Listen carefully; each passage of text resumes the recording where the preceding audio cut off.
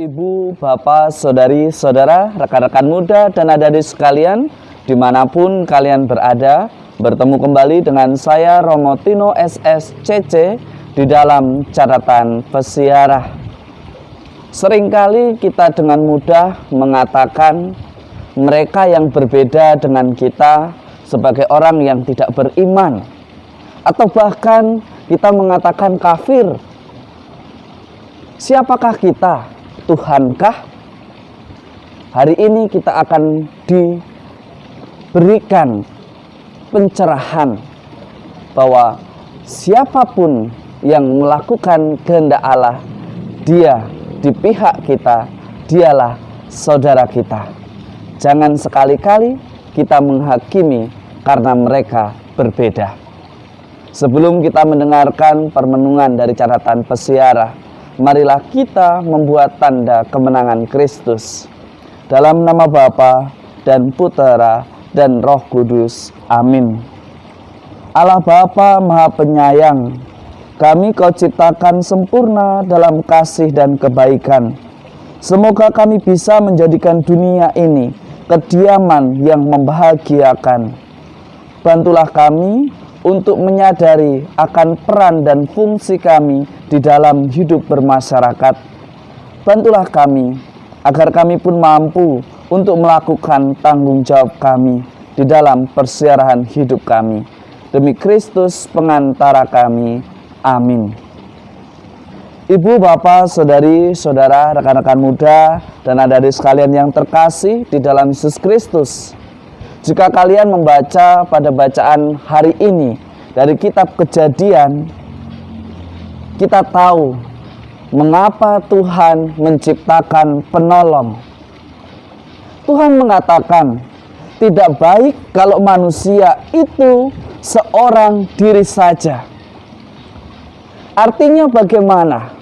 Kita diajak untuk terbuka pada pertolongan sesama. Kita terbuka untuk evaluasi dari sesama kita.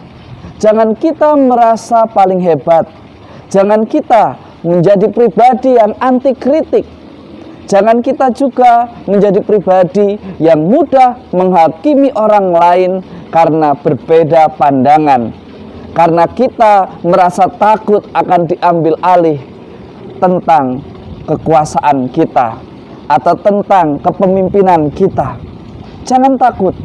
Mereka hadir untuk melengkapi. Mereka hadir untuk menolong. Jika kita tidak menghargai peran dan tanggung jawab masing-masing, yang ada ialah keinginan untuk saling menguasai. Keinginan untuk saling menguasai akan menjadi berbahaya di dalam hidup keluarga. Kita mesti tahu peran apa yang harus dilakukan sebagai seorang suami, peran apa yang harus dilakukan sebagai seorang istri, peran apa yang harus dilakukan sebagai orang tua, peran apa yang harus dilakukan sebagai anak dan juga sebagai bagian dari masyarakat dan gereja yang terkecil. Seringkali kita hanya ingin menguasai.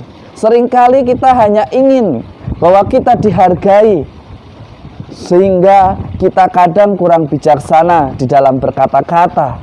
Bahkan kadang kita menjelekkan pasangan hidup kita, bahkan kita menjelekkan sesama kita. Injil hari ini memberikan pelajaran yang sangat istimewa bagi kita semua. Jika kalian membaca dari Injil Markus, ada hal yang sangat menarik. Ketika ada orang beriman yang bukan dari bangsa pilihan, ia datang kepada Yesus dan ia meminta tolong untuk disembuhkan. Yesus berkata kepadanya, biarlah anak-anak kenyang dahulu. Tidak patut mengambil roti yang disediakan bagi anak-anak dan melemparkannya kepada anjing. Tetapi ibu itu menjawab, benar Tuhan. Tetapi anjing di bawah meja pun makan remah-remah yang dijatuhkan anak-anak. Lihat, mungkin kita seringkali berpikiran bahwa mereka yang berbeda pandangan dengan kita adalah orang yang tidak bertuhan, orang yang tidak beriman.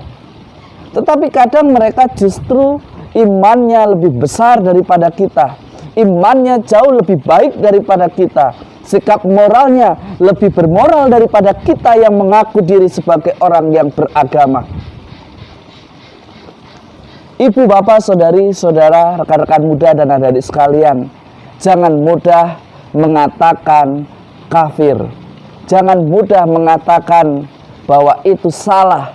Jangan mudah mengatakan bahwa dia tidak bermoral sebelum kita mengoreksi, mengevaluasi. Bahkan kita yang sudah diangkat sebagai anak-anak Allah, seringkali tindakan kita jauh lebih tidak beradab daripada mereka yang hidup di dalam keutamaan. Seringkali kita hanya memakai kedok agama untuk melegalkan kekuasaan kita. Seringkali kita merasa sebagai korban hanya untuk melegalkan kekuasaan kita. Seringkali kita melegalkan segala cara karena kita tidak mau ketakutan kita benar-benar terjadi ketika ada regenerasi yang lebih baik daripada kita.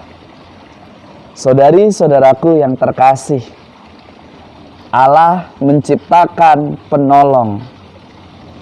Artinya kita diajak sebagai manusia, kita harus saling menolong, saling membantu, saling menunjukkan mana yang lebih baik, bukan justru menghakimi dan mencari-cari kesalahan supaya kita bisa menguasai. Mari kita mengasihi dengan menghargai pertolongan yang Tuhan berikan. Mari bangga memiliki istri yang Anda miliki sekarang. Mari bangga memiliki suami yang Anda miliki sekarang. Mari bangga dengan panggilan yang sudah kita miliki sekarang. Dan mari bangga bahwa kita sudah dilahirkan untuk belajar dan mewartakan sukacita. Dengan demikian, ketika kita melakukan tanggung jawab kita, kita sudah terlibat untuk memerangi pandemi COVID-19.